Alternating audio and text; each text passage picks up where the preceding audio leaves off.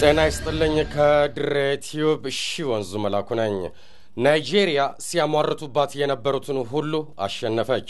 ትልቋ ባለ ጂዲፒ እንዲሁም የነዳጅ ከበርቴ ሀገር አፍሪካዊቷ ናይጄሪያ ለመላው ዓለም ሕዝብ የተሳካ ዲሞክራሲያዊ ምርጫ አሳይታለች። ሀገሪቱ ገና ለገና አፍሪካዊ ነች በሚል ብቻ ምርጫው በሰላም እንደማይጠናቀቅ ሲያሟርቱ ለነበሩ ሁሉ ትልቅ ትምህርትን የሰጠ ተአማኒ ምርጫ ነው ያደረገችው። ከዛ በላይ ደግሞ ሽንፈታቸውን በጸጋ የተቀበሉት ጉድላክ ጆናታን ለተቀናቃኞቻቸው የቀድሞ ጦር ሰው አቡበከር ቡሃሪ እንኳን ደስ ያሎት በማለት ነበር ለሰላማዊው የስልጣን ሽግግር ዝግጁነታቸውን ያሳዩት። ውድ የናይጄሪያ ህዝቦች ሆይ ነፃና ፍትሃዊ ምርጫ ለማካሄድ ቃል ገብቼ ነበር።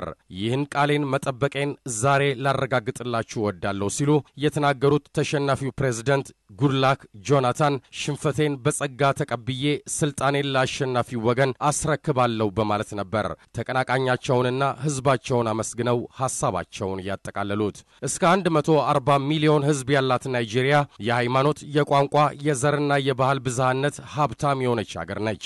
70% የሚገመቱትን ሐውሳ፣ ዮሩባ፣ ፉላኒና ኢግቦ የተባሉ ትልልቅ ብሔሮችን ጨምሮ ከ300 የማያንሱ ብሔር ብሔረሰቦችና ህዝቦች መኖሪያ የሆነችው ናይጄሪያ 50% እስልምና፣ 40% ክርስትናና እንዲሁም የተለያዩ አገር በቀል ጥንታዊ እምነቶች ይመለኩባታል።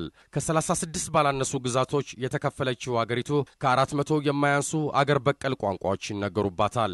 ልክ እንደ ኢትዮጵያ ሁሉ ፌዴራላዊ አስተዳደርን የምትከተለው አገር በብዙ ውጣ ውረዶች ተፈትና ዛሬ ላለችበት ሰላማዊ የዲሞክራሲያዊ ስልጣን ሽግግር ስርዓት በቅታለች። ሀገሪቱ ቦኮ ሃራም በተባለ እስላማዊ ጽንፈኛ የሽብር ቡድን በእጅጉ የታመሰችና ዜጎቿ በየዕለቱ የተቀጠፉ ለዚህ ታላቅ ስኬት በመብቃቷ ከእርሷም አልፎ ዲሞክራሲና ምርጫ አይሆንላቸውም ለምንባለው ለአፍሪካውያን ትልቅ ኩራት ነው።